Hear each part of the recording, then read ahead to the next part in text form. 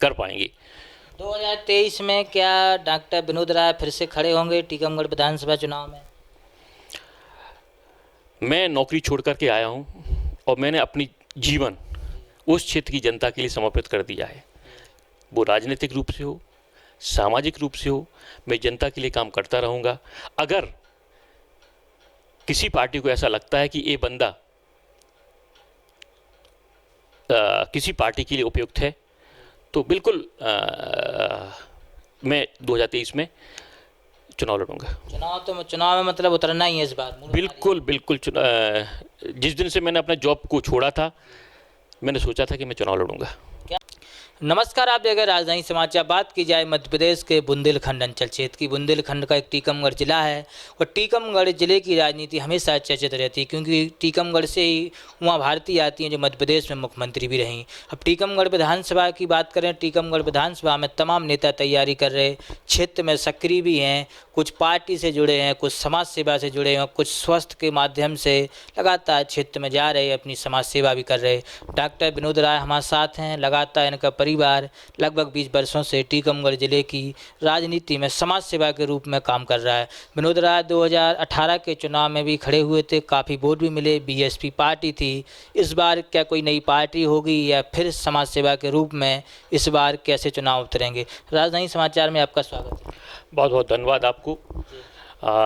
और साथ ही हमारी जो राजधानी समाचार की जो व्यूअर्स हैं, दर्शक हैं, उनको भी मैं प्रणाम और नमस्कार कहना चाहता हूं।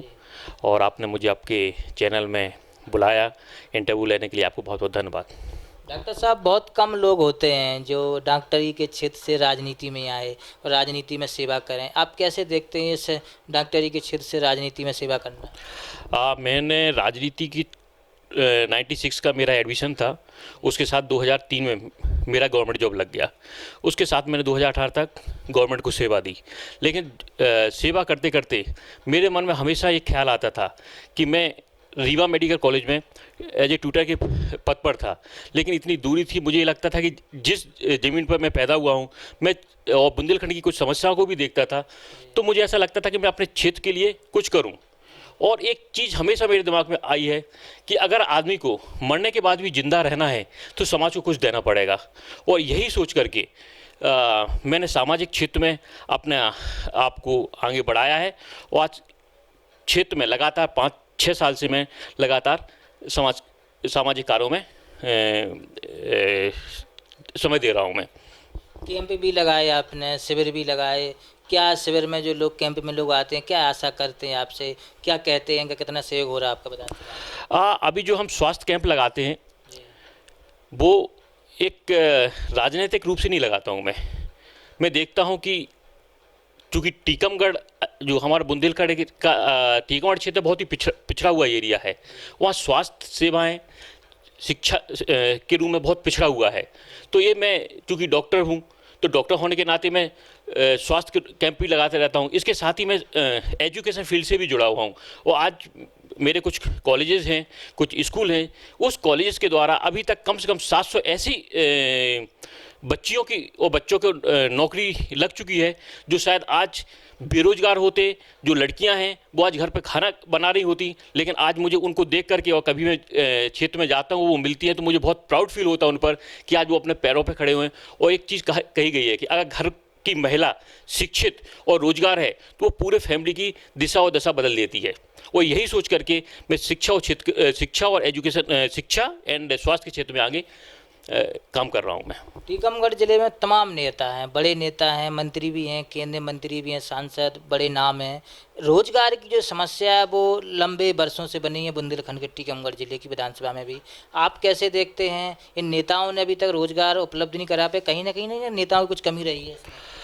देखिए, रोजगार हमारे क्षेत्र की एक बहुत ही बड़ी समस्या है और रोजगार ना होने का कारण है कि वहाँ पर ना ही कोई फैक्ट्री है, ना ही ऐसी कोई रोजगार के संसाधन है।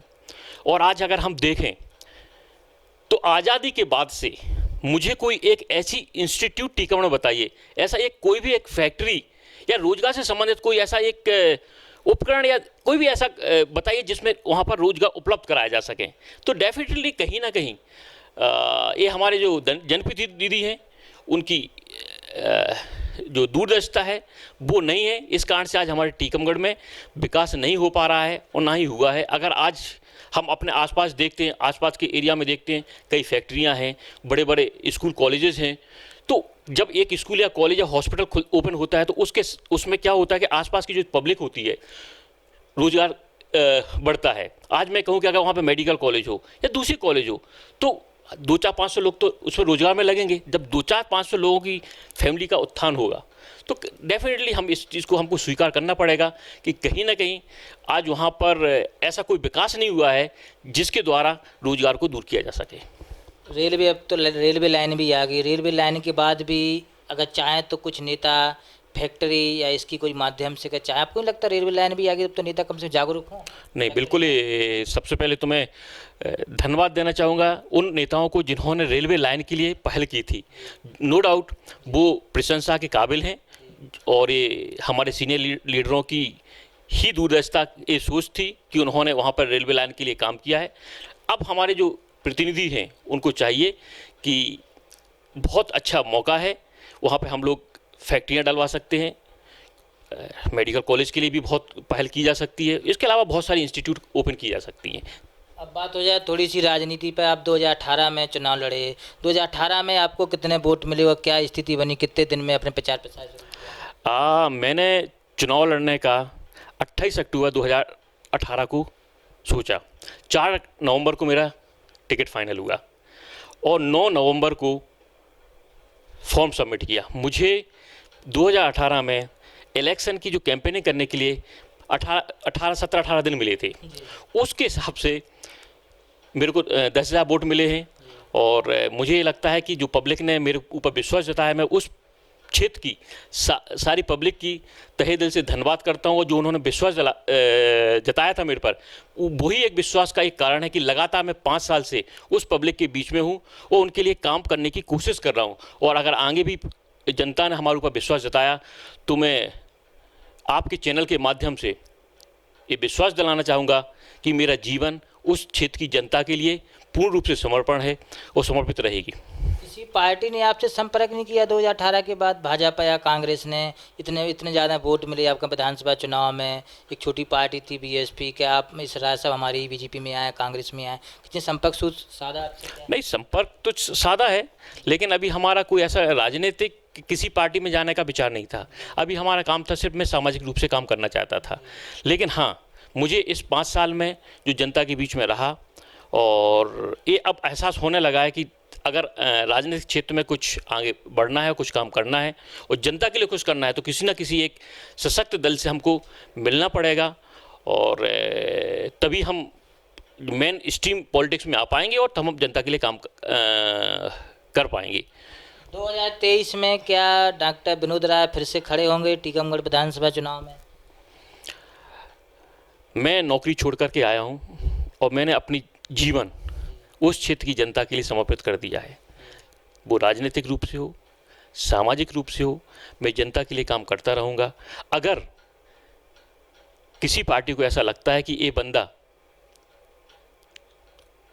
किसी पार्टी के लिए उपयुक्त है तो बिल्कुल मैं 2023 में चुनाव लड़ूंगा। चुनाव में मतलब उतरना ही है इस बार? बिल्कुल बिल्कुल। जिस दिन से मैंने अपना जॉब को छोड़ा था, मैंने सोचा था कि मैं चुनाव लड़ूंगा। क्या संदेश देना चाहते हैं आप अपनी टीकमगढ़ विधानसभा क्षेत्र वासियों के लिए?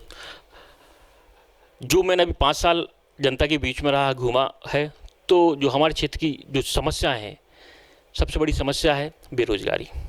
हम देखते हैं बुंदेलखंड आंचल में जो टीकमगढ़ है वहाँ पलायन बहुत होता है और उसका कारण ये है, अभी ये गर्मियों का टाइम चल रहा है। आज हम गांव में घूमने जाएंगे तो मुझे लगता है 50 से 60% जो घरों में ताला लगा होगा। उसका कारण क्या है? वहाँ की जो पब्लिक होती है वो कहीं दिल्ली जा रही, कहीं बाहर जा रही है काम करने के लिए। तो मैं उस पब्लिक से ये कहना चाहूँगा कि अगर मैं आता हूँ और आपका विश्वास मेरे साथ है तो पक्का हम सब मिल करके, मैं अकेला कुछ नहीं कर पाऊँगा, हम सब मिल करके उस क्षेत्र के लिए जो बेरोजगारी की समस्या है उसके लिए हम काम करेंगे, शिक्षा के लिए काम करेंगे। जो अभी शिक्षा के मामले में भी टीकमगढ़ बहुत पिछड़ा हुआ है और स्वास्थ्य के रूप में मेरी जो वर्किंग है, जो मैंने अपने लिए सोच के रखा है कि मैं स्वास्थ्य, शिक्षा, बेरोजगारी और एक भ्रष्टाचार, इस पर काम करूँगा मैं। बहुत बहुत धन्यवाद आपका राजधानी समाचार में समय देने के लिए। बहुत बहुत धन्यवाद आपको जो मुझे इस युग समझा राजधानी समाचार में इंटरव्यू लेने के लिए। बहुत बहुत धन्यवाद आपका। डॉक्टर विनोद राय जी हमारे साथ थे, टीकमगढ़ जिले की राजनीति में सक्रिय हैं, 2018 में भी चुनाव लड़ चुके हैं, 2023 में भी मूड बनाया है कि पार्टी कोई मौका देगी तो भी लड़ेंगे, नहीं तो कहीं ना कहीं चुनाव तो लड़ना है ही। वो जनता की सेवा के रूप में टीकमगढ़ की विधानसभा की जनता की सेवा करना है। जुड़े हमारे साथ राजधानी समाचार, नीरज विश्वकर्मा की रिपोर्ट, भोपाल, मध्य प्रदेश।